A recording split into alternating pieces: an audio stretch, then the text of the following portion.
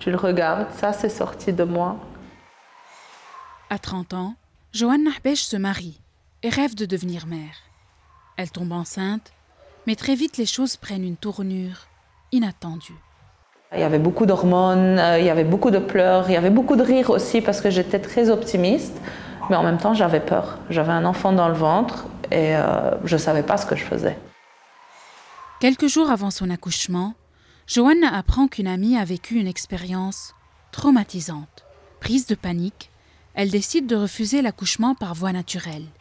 Le jour J arrive et c'est le choc. Et puis tout à coup, on commence à te bouger, personne ne te parle, personne... C'est bon, on te livre l'enfant, on te le met là, parce que tu ne peux pas le mettre sur toi vu que c'était une césarienne. On te le met là, tu le regardes, ça c'est sorti de moi. Ah, ok, tu pleures, tu sais pas, c'est l'émotion, c'est les hormones, c'est le froid, c'est tout le monde qui me regarde toute nue, tu sais pas ce que c'est. On prend l'enfant, on te recoue, et tu n'as aucune nouvelle de l'enfant pendant 2 heures. Ça, personne ne m'a préparé à ça, personne.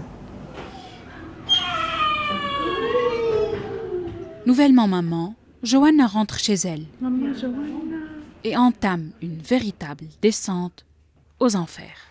Le baby blues s'installe, puis se transforme peu à peu en dépression postpartum. Tu arrives, tu ouvres la porte, tu rentres et tu es consciente que, au fait, ta vie, elle ne reviendra jamais comme avant. Parce qu'il y a un être vivant qui essaye de communiquer avec toi, tu ne sais pas ce qu'il veut, tu ne sais pas ce qu'il essaye de te dire, et tu es obligé de répondre à ses besoins. Et là, pour moi, personnellement, tout s'est écroulé.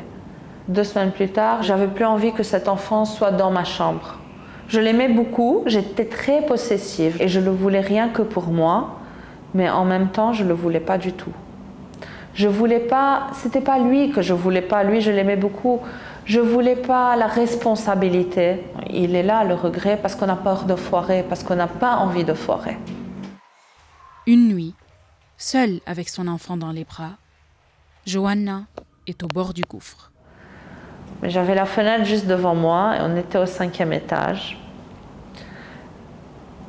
Je le regardais et je me disais, qu'est-ce qui se passerait si j'ouvre les bras et je le lâche et je rentre dormir? Est-ce que quelqu'un saurait que c'est moi qui l'ai fait? Est-ce que c'est sûr qu'il va mourir et pas souffrir? Ensuite, je disais, non mais moi je n'ai pas envie de le faire souffrir, vaut mieux que je me jette moi-même. Au moins eux, ils vont pouvoir s'occuper de lui. Moi je ne sers à rien. Qu'on en finisse de moi et puis lui il aura une belle vie.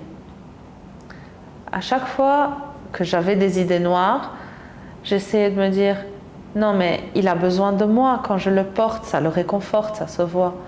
Et donc c'était comme ça que j'essayais d'éloigner mes idées noires. Avec le soutien de ses proches, elle consulte son gynécologue, mais il la rabaisse. Pourtant au pied du mur, Johanna refuse de se laisser abattre. Elle décide alors de suivre une formation pour devenir elle-même accompagnante postpartum. Et j'ai dit, si j'arrive à m'aider, tant mieux. Si je n'arrive pas à m'aider, je verrai un professionnel ou une professionnelle pour m'aider. Plus je lisais, plus je comprenais. Et c'est comme ça que j'ai pu faire ma thérapie. Et j'ai commencé à tisser un lien très profond avec mon fils. Elle entame une nouvelle vie et se donne pour mission d'aider d'autres femmes. Elle crée une page Instagram et offre gratuitement son soutien aux mères en détresse, confrontées à une réalité encore taboue au Liban. On te dit juste, vas-y, souris de chez maman. Ces femmes qui ne se sentent pas mères ou qui sont mères, mais qui n'arrivent pas à vivre ce rôle comme elles ont envie, j'aimerais leur dire qu'elles ne sont pas seules, que je suis là pour les écouter, que je suis sûre qu'elles vont pouvoir s'en sortir si elles décident d'en parler. C'est vrai et ça existe et c'est très normal et ce n'est pas leur faute. Ce n'est pas parce qu'elles sont plus faibles que d'autres qu'elles passent par ça. Ça n'a rien à voir. Et ça ne veut pas dire qu'on est moins mère que les autres. Au contraire, c'est parce qu'on a beaucoup d'émotions et beaucoup de sentiments que notre cerveau nous traite de cette manière. Son combat, Johanna le doit à une personne en particulier, son fils. Ce que je veux dire à Raphaël, c'est que c'est mon cadeau du ciel. Il m'a aidé à changer beaucoup de choses en moi. Par amour pour lui, parce que je ne voulais pas lui faire mal, il m'a poussé à aller vers le Center of Excellence de Londres pour apprendre et pour m'aider et pour pouvoir aider d'autres. Il m'inspire.